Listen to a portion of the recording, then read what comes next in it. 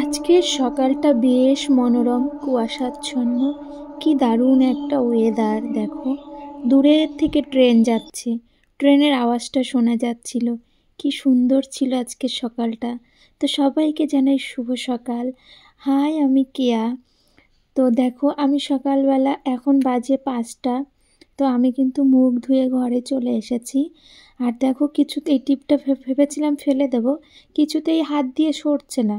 তাই ভাবছি যে না, নাও, সরছে না যখন, কপালের টিপটা কপালেই রেখে দিলাম। তো দেখো, আমার দুই বাবু এখনও ঘুমাচ্ছে, যে বড় বাবু আর ওই ছোটো মশারির নিচে আমার ছোট বাবু। তো দুজনেই ঘুমাচ্ছে।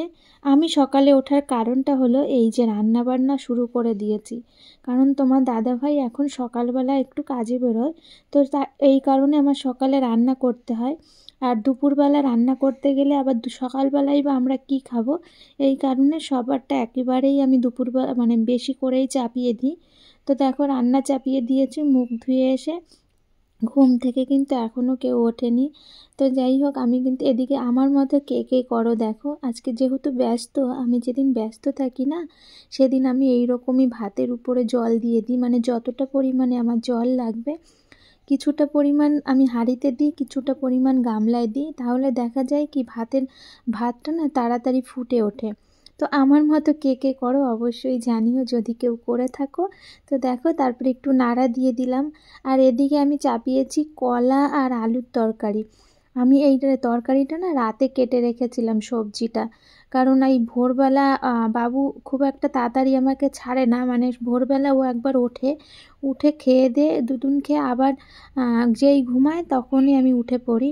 আর এইটুকু সময়ের মধ্যে আমার কাজ কমপ্লিট করতে হবে। এই কারণে এই যে মশলাও করে রেখেছি, সমস্তটাই করে রাখি ফ্রিজের মধ্যে। তো তারপরের দিন আমি ভোরবেলা রান্না করি। যেহেতু ভোরবেলা একেতে শীত, আরও শুনেছি ঠান্ডা লাগালে এখন বাবুরও ঠান্ডা লেগে যাবে। এই কারণে ঠান্ডারও একটু ভয় পাচ্ছি, যাতে ঠান্ডাটা না লেগে যায়। কিন্তু রান্না তো করতে হবে। যদি তোমাদের দাদাভাই কাজে না যেত, এত সকালে আমি হয়তো উঠে রান্না করতাম না। তো যাই হোক, আমি এখানে মশলা দিয়ে একটু সময় কষাবো। আর এদিকে দেখো, বাইরের ওয়েদারটা একটু দেখাচ্ছি। বেশ রান্না করতে করতে একটু আলো আলো এসছে, কিন্তু এখনও কিন্তু কুয়াশা আছে। ওই দেখো, হালকা কুয়াশা পড়েছে। ভোরবেলা যেটাকে বলে না কুয়াশা, সেটা ওই যে ধোয়া ধোয়া টাইপের ওইটা। তো ভালোই, আজ শীতটাও বেশ পড়েছে। এদিকে দেখো, ঘরে এসে দেখছি ওই যে তোমার দাদাভাইও ঘুমাচ্ছে। ঘরটা পুরো অন্ধকার, বাইরে এখনও সূর্য তেমনভাবে দেখা যায়নি, কিন্তু আলো আলো দেখা যাচ্ছে। তো এই যে বলছিলাম না যে ঠান্ডা লাগানো যাবে না, বাইরেটা বেশ ঠান্ডা। যেহেতু আমি বাইরে বারান্দায় দাঁড়িয়ে রান্না করছি, হাওয়া আসছে আর ঠান্ডা ভাবটা লাগছে। তো এই কারণে আমি আবার চাদরটা একটু ভালো করে গায়ে দিয়ে নিলাম। আর বিশেষ করে ছোটো বাবুর জন্যই আরও বেশি করে যত্ন নিতে হচ্ছে, যেন ঠান্ডা না লাগে। এটাই আমার সবথেকে বড় ভয় এখন আর চিন্তা। তো যাই হোক, আমি তরকারিতে কিন্তু জল দিয়ে দিয়েছি। আবার ভাবছি যে টাইমের মধ্যে রান্নাটা হবে। তো টাইমের থেকেও বড় কথা, বাবু উঠে যাবে না, তো এটাই বেশি ভয়। বেশি তাড়াতাড়ি করে পারলে 10 মিনিটে রান্না করতে পারলে আরও ভালো হয়, এরকম একটা ব্যাপার। তো যাই হোক, দেখো তোমাদের কি দেখাবো, আমি বাইরে চলে এসেছি। দেখো, এক গাদা বাসন পড়ে আছে। এগুলো হলো কালকে রাতের বাসন, যে সবজি খেয়েছি রাতে, সেই বাসন সমস্তটাই পড়ে রয়েছে। কিন্তু আমি এত সকালে ধোবো না। অবশ্য সময় ছিল, এখন সবজি বসিয়ে দিয়ে আমি ধুতেই পারতাম, কিন্তু ধোবো না। ওই যে বললাম ঠান্ডা লেগেছে। দেখো, তোমার দাদাভাই ঘুমিয়েছে। আমার কিন্তু রান্না কমপ্লিট হয়ে গেছে, এখনও তোমার দাদাভাই ওঠেনি। তো যাই হোক, আমি এখন চলে আসবো বাবুর কাছে। আমি এখন আর কোনো কাজ করব না। এই কাজগুলো করব একটু বেলা হলে, সূর্যের আলোটা বেরোলে। এখন অনেকটাই বেলা হয়ে গেছে, সূর্যটা বেরিয়ে গেছে। এই বুঝতেই পারছো, এই যে গেটটা টেনে দিলাম, এখন ঘরেই যাব। দেখি সোনারা কি করে। আমি চাদরও খুলে নিয়েছি, যেহেতু ওরা দুজনেই আছে বিছানায়। তো যাই দেখি। আর ছোট বাবু একটু কান্না মতো করে উঠেছিল, তাই ঘরে চলে আসলাম। তো এখন আমি ওদের সাথে গিয়েই শোবো। তো যাই হোক, আমি একটু শুয়ে পড়ি ওদের সাথে।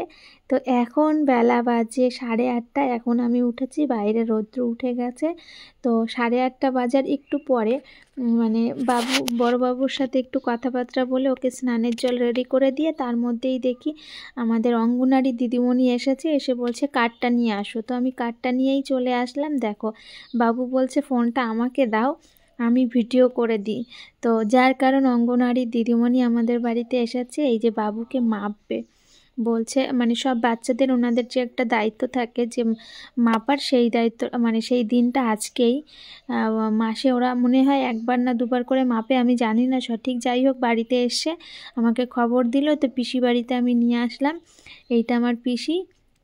তো দেখো বাবুকে জামা পরিয়ে দিচ্ছে। এবার আমি ভাবছি ও কী করে বসবে, সেটা আমি বলছি পারবে তো, ওইভাবে বসতে পারবে তো? কারণ আমাদের যে আশা কাকিমা আসতো, উনি আবার যেটাই মাপাতো সেটা ওর শোয়ানো। তো যেহেতু ও একটু বয়সে এখন বড় হয়ে গেছে, তো এখন বসানো। ওই দেখো বাবু কেমন ঝুলে আছে, কান্না করেনি জানো তো। আমি ভেবেছিলাম কান্না টান্না করবে। যাই হোক, ওজনটা তোমরা হয়তো দেখেছ, ওজনটা দিদিমণিও দেখলো। এই যে ওজনটা দেখছে। তারপর ওই দেখো বাবু দোল দোল খাচ্ছে। আমার সোনা বলছে, মানে বড় বাবু বলছে, মা ভাই তো দোল দোল খাচ্ছে আনন্দ করে। তো যাই হোক, দেখো এবার দিদিমণি বলছে, তুমি আমাকে বলছে যে তুমি ওকে কি খাওয়াও। তো আমি বললাম যে যেটা খায় ওকে এখনও তোলা খাওয়ানো হয়নি, কারণ ওর তো বয়স হয়নি। তো দিদিমণি আমাকে বলছিল, তোমার কি অনেক মানে ওর পেট ভরে যায়? তো আমি বলছিলাম না, তেমনভাবে না, অল্প পরিমাণেই আমার দুধ হয়। তো উনি বলছিল যে মেথি ভিজানো জল খেলে নাকি দুধ হয়। তো তোমরা যদি কেউ জেনে থাকো যে মেথি ভিজিয়ে খেলে ঠিক ঠিক কি অনেক পরিমাণে দুধটা কি আসে। তো যাই হোক, বেস্ট মিল্ক যেটাকে বলে। তো যাই হোক, এই দিদিমণি এই কথা বলতে বলতে আমাকে এই যে বলছে অল্প কটা ভিজিয়ে রাখবে, তারপরের দিন সেটা জল খেয়ে নেবে আর চিবিয়ে ওটা খাবে, কিন্তু তিতো লাগবে। তো আমি বলছি ঠিক আছে, যদি তাই হয় খাবো। কারণ বাচ্চাকে যেভাবে ভালো রাখা যায়, মানুষ করা যায়, সেটুকু একটু নিজের কষ্ট হলেই বাকি। কষ্ট তো কতই সহ্য করেছে, অবশ্যই খাবো। আমি সিদ্ধান্ত নিয়েও নিয়েছি, কালকে থেকে সেটা খেয়ে দেখব, মানে কন্টিনিউ খাবো। যদি হয় তো খুব ভালো। তারপরে সেখান থেকে বাড়ি চলে আসলাম আমরা। এই দেখো বাড়ি এসে আমার বাবুকে স্নান করিয়ে দিয়েছি। এবার এর মধ্যে বাবু আবার ছোটো বাবু কান্না করছিল, তো ওকে একটু কোলে নিয়ে আমি বসে আছি। আর বাবুকে বললাম, নাও তুমি একটু জামা প্যান্ট পরে নাও, আমি গুছিয়ে দিয়েছি। আজ তবে এই পর্যন্তই, আবারও দেখা হবে অন্য কোনো ভিডিওতে। ততক্ষণে তোমরা ভালো থেকো, সুস্থ থেকো। পারবা একা একা? হ্যাঁ পারবো।